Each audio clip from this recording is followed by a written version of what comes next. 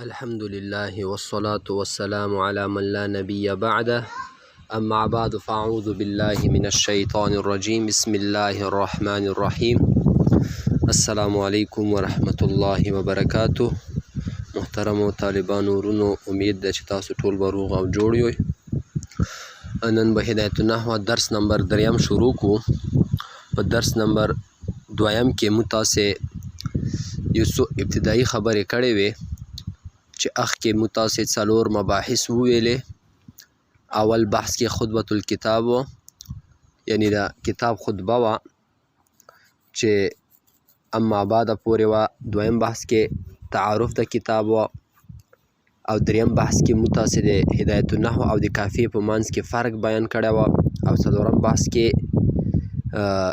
اسم الکتاب مع وجه التسمیه، یعنی د کتاب څه نوم دی او د کتاب ته هدایت النحو نوم ویلې ورکړی دی. نن به انشاءالله موږ تاسې اما المقدمتونه شروع کو.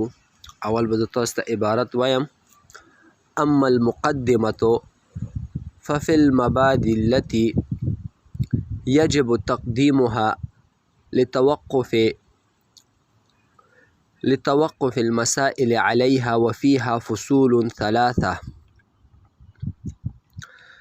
النحو علم بأصول يعرف بها أحوال أواخر الكلم الثلاث من حيث الإعراب والبناء، وكيفية التركيب بعدها مع بعد، والغرض منه صيانة الذهن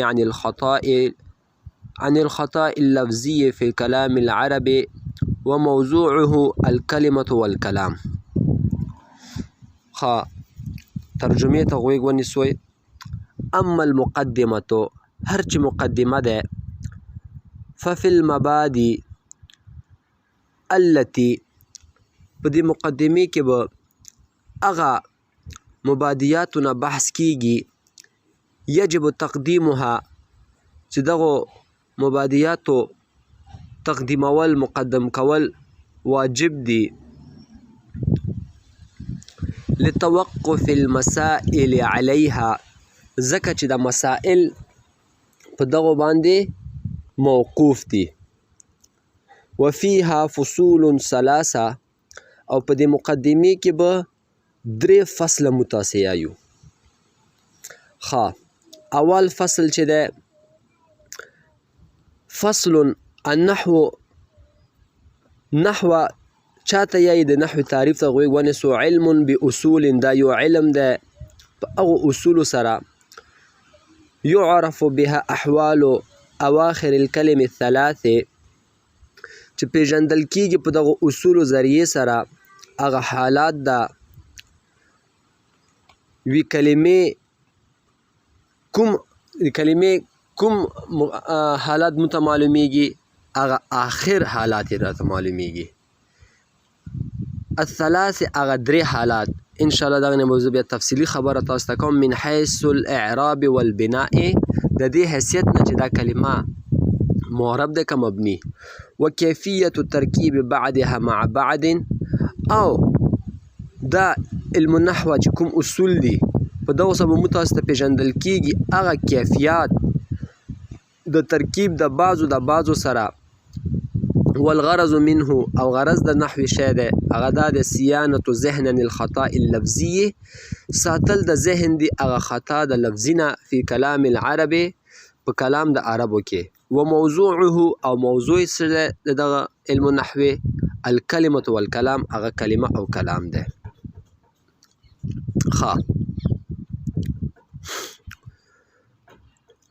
اوس به راشو د مقدمې تفصیل ته. موږ تاسې ووې چې د مقدمه د هغه مبادیاتو نه ده، یعنی هغه مبادیات مسایل په دغه کې به انشاءالله تشریح کیږي چې کومو مسایلو باندې دغه علم موقوف وي. په دغه کې به 3 فصله موږ تاسې بیانوو انشاءالله. اوس به راشو د مقدمه چاته یایي؟ مقدمه چې دی، قدم یقدم تقدیما، دا د تقدم نه مشتق دی. تقدم ویلی شي مخکې کیدونکی، او مخکې زمانو کې به لښکرې چې کله جنګ ته تلې هغوی کې به یو مخکې لښکر روان وو هغوی به چېرته چې مثال خبره د شا د لښکر چې را روان دی هغوی حفاظت به یې کوله او چېرته به کوم ځای به خوښ شو هلته به دوی بیا هغه ځایو ته برابروله نو دا مخکې لښکر ته به یې وې مقدمة الجیش ځکه هغه به مخکې روان وو نو د کتاب کې مقدمې ته مقدمه ځکه ویلی شي چې کله ته دغې نظام پوه کې نو تا ته به او وروسته کتاب څه شي اسانه شي مطلب دا چې معبد کتاب موقوف وي په چا باندې په مقدمې باندې مقدمې مو سره دوه قسمه دي یوه د مقدمة العلم او بله د مقدمة الکتاب مقدمة العلم چاته یایي هغه معانی او هغه مبادیات مخصوصه چې په هغوی باندې د علم مسائل شروع کېدل موقوف وي لکه مثال خبره تعریف شو موضوع شو غرض او غایت شو دغه چې ته زده کې نو تا ته به پته ولګېږي چې دا کتاب د څه باره کې دی اوس چې د مصنف علیه رحمت د کومه مقدمات شروع کوي د خپل هغه کې ورته اشاره کوي چې نحو تعریف کوي موضوع غرض بیانوي دغه نه مقدمة العلم مراد ده بل د مقدمة الکتاب مقدمة الکتاب دغه ته ویلی شي چې د کتاب په شروع کې د مقصود نه مخکې بیان شي برابره خبره ده چې مسائل مقصوده په ده باندې موقوف او که موقوف نه وي دا به انشاءالله په اول باب کې دا مقدمة الکتاب شروع شي نو دا دوه قسمه د مقدمې شول انشاءالله تاسو به پوه شوي وئ خو اوس به راشو فصل ته په فصل کې د اول تعریف کړی ده د نحوې خو د نحوې تعریف نه مخکې به مو په لفظ تعریف کې لږ تحقیق وکړو تعریف لغت کې ویلی شي ما یعرف به الشیء چې دغه ذریعې سره یو څیز مو ته معلوم شي او په اصطلاح کې چاته ویلی شي ما یمیز به شیء عن جمیع ما عداه چې یو څیز خپل جمیع ما عدا نه د په ذریعې سره جدا شي دغه ته تعریف ویلی شي اوس د نحوې تعریف چې موږ وکړو نو دا نحوې تعریف د علم الصرف نه اصول فقه نه علم الفقه نه منطقو نه ټولو نه جدا شو نو دا تعریف تطبیق وشه دغه ځای کې چې تعریف چاته ویلی شي چې دا د دغه په ذریعې سره دا خپل ماسیواو ټولو نه څه شي جدا شي دغه ته تعریف ویلی شي ښه اوس د نحوې تعریف شروع کولو نه مخکې لفظ نحوه کې به مو لږ تحقیق وکړو د لفظ نحوه ډېرې معنی ارسي یو شاعر په ډېر ښکلي انداز سره د خپل شعر کې د نحوه و معنیګانې ذکر کړي دي هغه شعر تاسې زده کوئ انشاءالله تاسو به دا معنی هر ټایم حاضرې وي نحونا نحو نحوك يا حبيبي نحونا نحو ألف من رقيب وجدناهم مريدا نحو قلبي تمنوا منك نحوا من زبيب نحونا نحو مو قصد وکا نحو په طرف د نحوی کا استا قبیله طرف ته یا حبیبی ای ملګریا مطلب دا چې ستا قبیله طرف ته مو قصد وکا اراده وکړه ای زما ملګریا نحونا مو اومندل نحو الفن په اندازې د زرو من رقیبن د رقیبانو نه وجدناهم مریدن مو هغوی هم اومندل مریضان یعنی مو په شانته هغه هم عاشقانو په تا باندې ای دوسته نحو قلبي په مثل د زموږ زړه تمنوا منکه مو تمنا کوو تا نه نحوا من زبیب په هغه یو قسم د چا نه د هغه کشمشو نه اوس دلته اول سر کې چې نحو نه راغلی دی دلته نحو په معنا د چا سره دی قصد کولو سره بیا د بل دویم نمبر نحو چې راغلی دی دا په معنا د طرف سره دی او دا نحوی که چې راغلی دی دا په معنا د قبیلې سره دی نحونا د بل نحو نه چې راغلی دی دا مطلب دی تیرېدل نحونا نحوه موږ تیر شلو 1000 من رقیب په اندازې د 1000 رقیبانو باندې. نو دا نحونا په معنا د اندازې سره ده، او دا دویم نحوه چې دی ورسره دا په معنا د اندازې سره. بیا دا بل کړی کې چې د وجدناه مریدا نحوا نحو قلبي، دغه نحو په معنا د مثل سره ده. تمنوا منک نحوا دلته د نحو په معنا د چا سره ده؟ قسم سره ده. خو انشاءالله تاسو ته به د نحوې دا معنیګانې زده شوي وي. اوس به د نحوې تعریف ته راشو. النحو نحوه چاته ویلی شي؟ علم باصول، دا یو علم دی په اصولو سره. یعرف بها احوال اواخر الکلم الثلاثه، چې د دغو اصولو په ذریعې سره د کلمې آخري هغه 3 حالات مو ته پیژندل کیږي. من حیث الاعراب والبناء، په دې حیثیت سره چې دغه کلمه معرب دی که مبني. وکیفیت الترکیب بعدها مع بعد، او هغه طریقه د ترکیب د بعضو سره چې دغه کلمه د ما بعد سره څه ترکیبي حالات لري، د ما قبل سره څه ترکیبي حالات لري. اوس به زه تاسو ته مثال دیر کمې. ان زیدا قائم، یقینا زید چې دی ولاړ دی.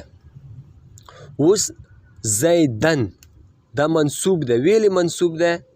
چا چې نحوه یلی وي نو هغوی ته به پاته لګیږي. دا زید یوه کلمه ده. زید کې چې موږ ځا نه بحث نه کوو، یا نه بحث نه کوو، دال نه به بحث کوو، ځکه چې موږ د نحوې په تعریف کې ووې چې د کلمې د آخر نه به بحث کیږي. زید یوه کلمه ده، نو دال آخر د هغه نه به موږ بحث کوو. ښه، اواخر الکلم الثلاثه، هغه د کلمې آخرینی لفظ نه به مو بحث کوو. ښه، دغه معرب دی که مبني، دغه نه به مو بحث کوو.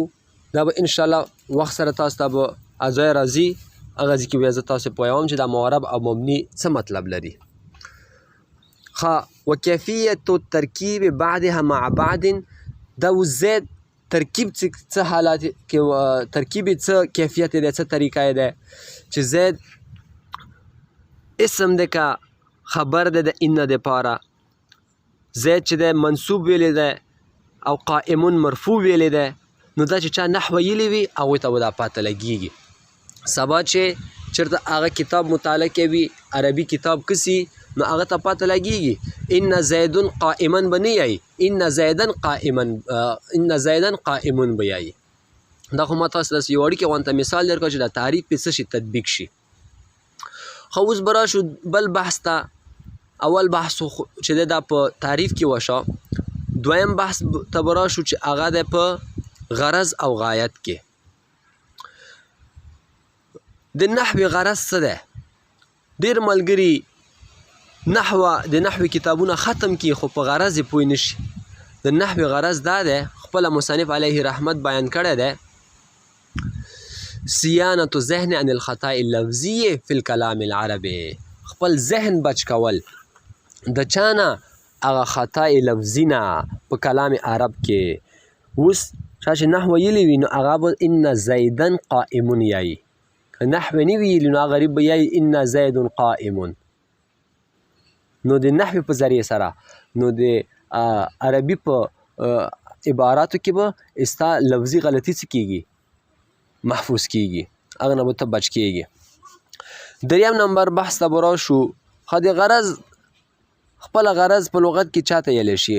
غرض لغوي معنا ده نشان، او په اصطلاح کې ویلی شي ما یکون باعثا للفعل، یعنی غرض هغه څیز دی چې په یو کار باندې تا څه کړي راوپاروي. نو د نحوې غرض نه چې ته خبر شي نو تا شوق پیدا شي، ته نحوه زده کوې. بیا دریم بحث دی موضوع. موضوع چې دی دا د وضع نه مشتق دی، او وضع په لغت کې ویلی شي نهادن، کېښودل. او موضوع چې دا د اسم مفعول صیغه ده، اسم مفعول صیغه ده، اسم په معنا ده کېښودل شوی. او په اصطلاح کې چاته ویلی شي ما یبحث فیه عن عوارضه الذاتیه، یعنی موضوع د هر هغه علم هغه څیز نوم دی چې په هغې کې د عوارض ذاتیو نه بحث کیږي. لکه علم الطب شه، په علم الطب کې چې د انسان د بدن نه بحث کیږي.